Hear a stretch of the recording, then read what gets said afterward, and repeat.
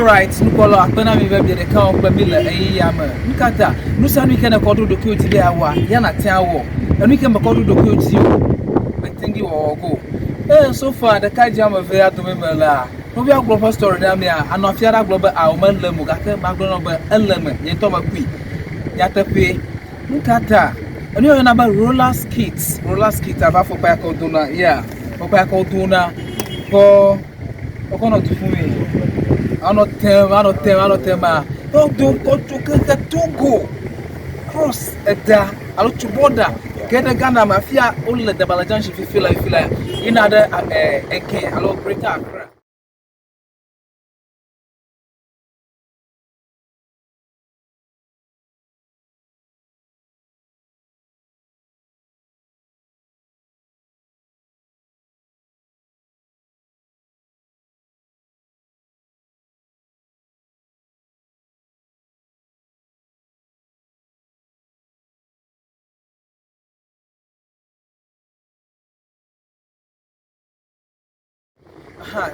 Ta I'm cover so much na me afia bitin Tonia ko ina na eke ya to Ewenyigba ya nko yin Nobel light ogbonya nko yin but so donc miso agweme miso mi chitese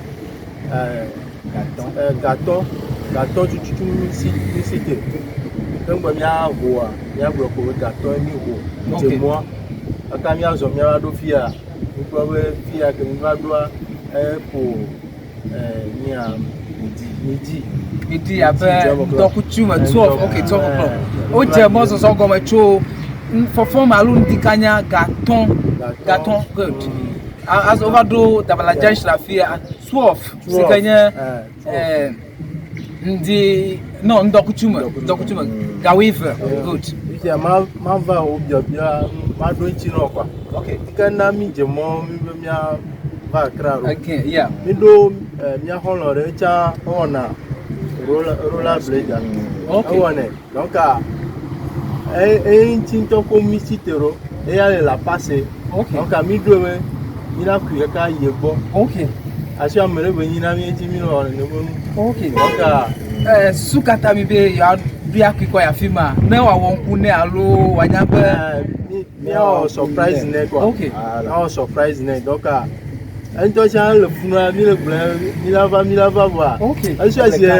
le karejo okay ya to mi so mi ado ku ojiwe mi la tewe wa mo aji mi le ya okay kaka fifi la ya ne mi ba do la pass afima yo be do ma hia na mi do bu ba di la fi ade ka fi va igbo afima de oh ya te hoja sa wala ke mi agbo ento ala karejo wa Kewena kemiso mo vale ya c'est vrai difficulty o le mo aji o se un peu donc donc anya to mi le mobile phone okay record video okay to prove what we are saying okay okay mi o video o na me le ku pa anya ri ni da okay gake roller skate academy la anu ko nya mi wo nko alo enye sports ni abi wona SCI any mi ona SCI any activity ke mi ona okay the activity we practice okay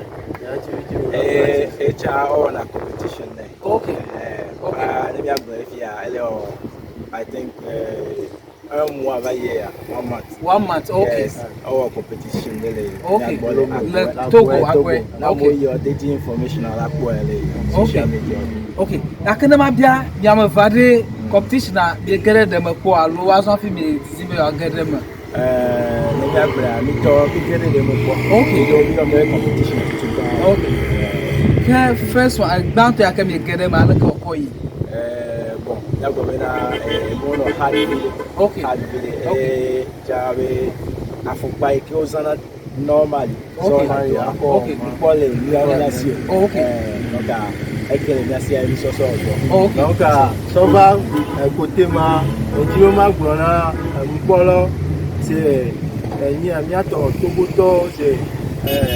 penigangwa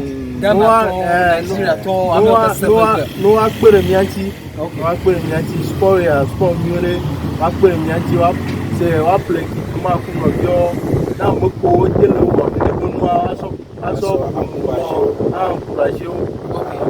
What great Islamic work. Mais mi vedo pere yo ba mi aka o mi la. Alaka o ga no mi ati ma fi ki o akpo mi le mo ka ji o to akpo mi. Dans la commune via, c'est avec les Toto Edinea, Nabiso, Togo, Malais, Togo précisément, Agoué, Agoué, Bionan, dans la Adjido Bon.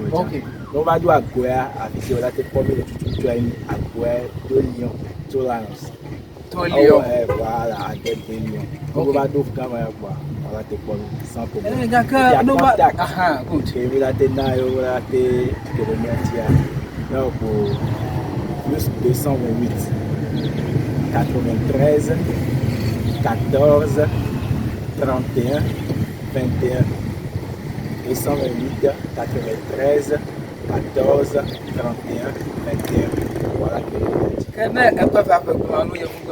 ok il faut que regardez là la 228 9 3 1 4 3 1 2 1 9 3 1 4 3 1 2 1. Ok. Il y a de la Syrie. Il y a de la Syrie. Ok. Ma sort de son peu non ni à toi quoi. Ni on adore la Dido comme ça. Ok. Ni on adore la Dido comme. Non toi ni on adore. Abadoka. Il y a pas de ako. Il y a pas de ako. Ok. Il y a me le fier fier mo fier na de bio. Ok. Donc ni on adore pour voir. Ni pas c'est pepperonu quoi. Ok. Amoko akpo le mianti. Ok. On va ayi quoi. Ayi quoi le mianti le ko. Ya mi on adore pour na mo di la pomia. O te va di Togo samedi dimanche à mi va mi noter à Togo. Oh ok. Ok. Donc samedi matin 7 AM. Okay. 7 AM, on va commis la Togo. Ok. Mi on adore. Mais 7 AM on va commis. Ok. Donc comme ma na contact le. Ok, de Capopi. Ok. Plus 228 okay. 91 59 28 05 donc à Emma. Et que attaque le French man. Yeah.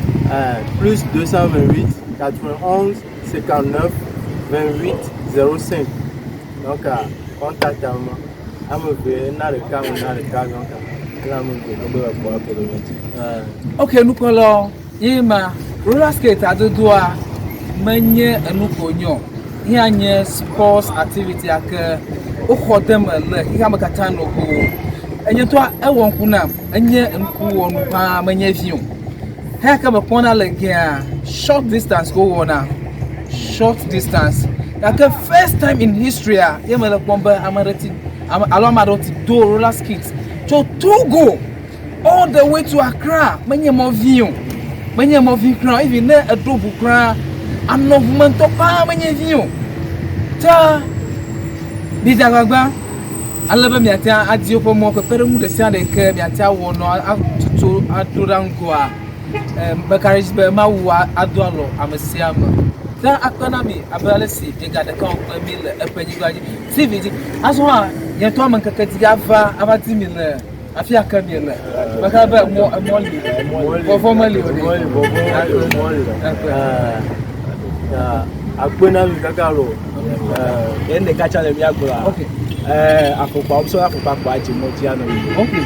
No dafopa no roller sombe helmet. Okay. Very important. Very important. Afopa helmet. Very important. Elle vivait pas manye vie. Ano aloji le moji. Ano aloji. Ano safe. Voilà. Ta kpena mi abe mi de ka onklemi nkonyenye Christian na diabolo atayombe civist nyenkonye akpa bawo na onklemi